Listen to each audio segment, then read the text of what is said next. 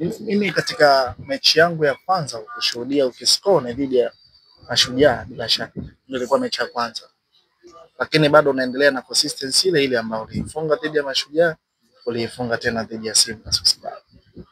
Na hata wakati tukifanya mahojiano na Zaka alisema kile ambacho walikitarajia wao wanakiona kimekuja ni kama bonus, kwa sababu umeingia katika dirisha dogo, walitaraji wewe utakuja kuapia badala ya msimu huu kuisha msimu ujao, lakini direct tunashangaa kwamba umeapia haraka kwenye kikosi. Pengine hii inaweza ikawa ni ile chachu ambayo ulikuwa nayo kutoka senior, nikiwa namaanisha kwenye timu ndogo kuja mpaka huku kwenye level ya timu kubwa. Ndio kwangu inanipa faraja sana. Siku zote naamini sana kwenye kujipambania sana, kwa sababu kuna dhana ya watu ambayo ipo kichwani mwa watu, sio tu kichwani mwa watu wengi sana, hata wachambuzi wetu, watu wengi wa soka, watu wengi ambao mtu mwingine anaweza kana mtu wa soka kweli, lakini kuna ile dhana kwamba ipo kipindi unakuja Azamu au sio Azamu, hata sisi hasa kwa sisi vijana wadogo tunachipukia, wanaelewana kubwa. Kila timu kubwa ndio kupotea. Kila timu kubwa ndio kusotea benchi. Kiwango chako kitafanya kitakufa. Unaona? Kwa ni kitu ambacho ni dhana watu ambao ipo kichwani.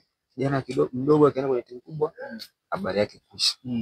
Kwa mimi naamini hata nikusajiliwa Azamu nitaanza na haya maneno. Mwingine nasikia mwingine anakuambia so nitoka huku nacheza ndio kupotea watu wengi.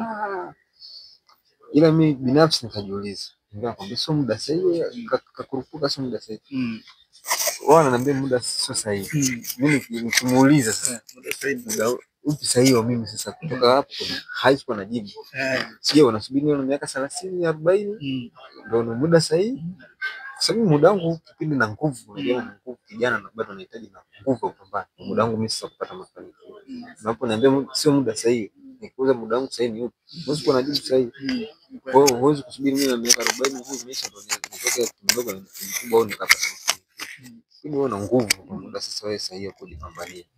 Tuko kwenye zana ambayo tunaiamini hicho kitu. Kwenye swala la kucheza, swala la mchezaji sasa binafsi mwenyewe. Sio swala la timu, sio swala la coach. Coach hawezi kumweka bench mchezaji ambaye anamsaidia. Haiwezekani. Hata wao unaona wakubwa nini kama akibweteka atakaa benchi. Kwa hiyo swala la kucheza ni jitihada ya mchezaji mwenyewe. Haijalishi wewe una kiwango kakuzidi wewe, kakuzidi jitihada yako wewe ndio utafanya mchezo. Kwa naamini hicho kitu kwenye tasnia yetu ya mpira kubadilike, watu waamini si vijana, kama mtu ana uwezo na nguvu kupambana, tumpe nafasi, twende kama wenzetu wanaofanya. Wenzetu walioendelea wanaamini sana kwenye vijana na modern football ya sasa, na hata soko la kijana huwezi kulinganisha na mtu ambaye kashamaliza. Lakini leo yuko kwetu mtu ana miaka 40 38, anaona soko lake ndio kubwa kuliko wewe na miaka 20. Kukupa hela wewe na yule ambaye ana historia kubwa labda ashafanya kitu fulani, wanaamini yule ndio anaweza kufanya kuliko wewe ndio unakuja, yule tayari yupo na anajua nini kinachofanyika. Kwa hiyo inawezekana yule hata kama yupo kwenye timu, hata una msaada mkubwa kuliko wewe, lakini yeye atakuwa na msaada mkubwa kuliko wewe. Kwa hiyo ni kitu ambacho kipo, lakini sasa tuende kwenye modern football ya wenzetu vijana wadogo wanaamini hata mikataba yao. Nimeangalia news kama ni mfeli hala nikasaini miaka 9. Kwa nini kasaini? Kwa sababu ya umri. Muda mrefu. Kwa sababu nini? Hata Azamu sasa hivi umeona Azamu tunaamini si vijana mchezo miaka 5. Kuna klabu nyingine unamchemsha mchezaji mwaka mmoja na nusu. Unampa pressure. Kwani hapo, lakini ukiwekeza kwenye vijana kwa sababu ni umri, unampa muda mrefu kwa sababu naamini kwamba hii ni future ya baadaye. Nataka tuzungumzie moment ambayo tulikuwa pale katika dimba la Benjamin Mkapa. Mwalimu akakuchukua na kukuambia na kukupa maelekezo kwamba nenda kafanya kitu fulani na kuamini Zidane unaweza. Ni mwalimu alikwambia nini hasa katika zile dakika 10 zilizokuwa zikisalia ya kwamba nenda kabadilisha kitu fulani? Anaamini ya kwamba una uwezo wa kufanya kile kitu. Na hatimaye kimeshuhudiwa, tumekiona. Of course, yani namshukuru sana mwalimu sababu aliniinua. Tumefungwa tu goli. Cha kwanza aliniita nije niingie, maana tulikuwa tunafanya homa.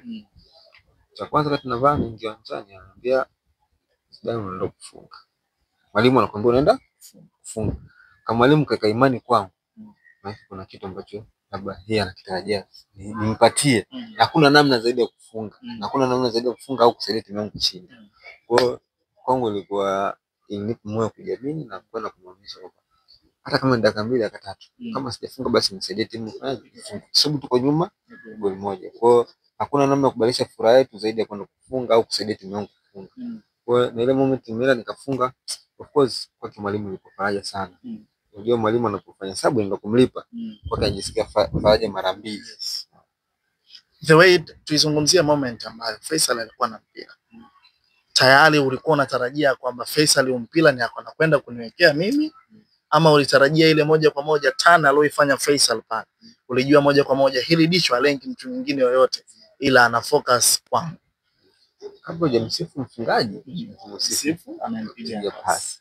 Of course Zaka Zakaza alisema ni pasi ya bilioni, na watu kiangalia kwenye mtandao wa jamii asikii mwenyewe sifia sana Faisal. Sema ni pasi ya top level player. Na Faisal top level kwa nchi, of course yani big brain sana, mtu ambaye anatumia sana akili, mchezaji ambaye ana jicho. Kwa umbali wa pasi aliyopiga, yani na mimi nisingomalizia ule mpira vizuri, nisingotembea haki ile pasi. Of course ni pasi ya begali sana ile ya Faisal. Kipindi anatana mpira, mimi niko pembeni. Mimi kwa hiyo kwa wakati anatacha kwanza, Fei akishaangalia jicho, unajua hapo huyu atafuta. Akizunguka maana yule anaanza mpira maana ana maono. Kwa mpira nataka nipeleke sasa. Kwa alipoinua jicho tu kuniangalia mimi, nilionyesha bodi langu inakwenda aliweka mpira. So kwenye mpira communication za aina mbili, communication za mdomo na bodi langu. Kwa mchezaji mzuri yule anaangalia bodi langu ya mwenzangu. Anataka nini? Huu mpira anatakaje? Nipigaje huu mpira? Kwa they alipoinua jicho na mimi nikaonyesha reaction. Kwa kati mtu anasafiri na mimi nasafiri na mpira. Namshukuru Mungu na touch yangu kwanza iko bora. Nisaidie kuingia kwenye box. Kwenda kuscore. Pengine kulikuwa kuna ugumu gani wakati wewe ulikuwa mbele, Mohamed Hussein Shabalala alikuwa yuko nyuma yako, and then front mbele yako alikuwa yuko Musa Pimpinana? Ni kwa ugumu kwa kiasi kikubwa, sababu ule mpira ulikuwa ni sacrifice. Nilihitaji sana mtu ujitoe, na mimi niliamua kujitoa kwa ajili ya timu yangu. Hata baadaye naangalia ile clip na muda naogopa jinsi nilivyoingia pale, na watu wengi sasa wewe kirahisi hivyo, ni ungeogopa ajali, ungeogopa hiyo. Of course ni sacrifice. Kwa mwingine pale inaweza kuwa ngumu kuingia na timu inataka matokeo, kwa maana siji sacrifice mimi kwa ajili ya timu yangu. Kwa ndo maana nikaenda nikakutana kipa nikafunga, sababu ile ni ajali ambayo kipa mwingine anaweza kufanya kibao kwa mimi, lakini pia bado namshukuru Mwenyezi Mungu, sababu Mwenyezi Mungu anatuepusha na ajali ambazo zinatokea uwanjani. Bila yeye nadhani sisi tunakosa kitu. Kwa kwanza namshukuru Mwenyezi Mungu niepushe hicho kitu. Na namshukuru Mungu, jitihada nilienda nikaanguka chini nikainuka na bado nikaenda nikafunga. Kwa kwangu ilikuwa ni kubwa sana, kwa sababu kufunga goli kwenye mechi kubwa kama ile, sasa hivi leo jina watu wanaimba Zidane kwa sababu ya kile ambacho nilifanya. Kwa ningeogopa ule mpira maana leo hii labda timu isingopata matokeo na tungetoka wanyonge. Pengine labda ukiachana na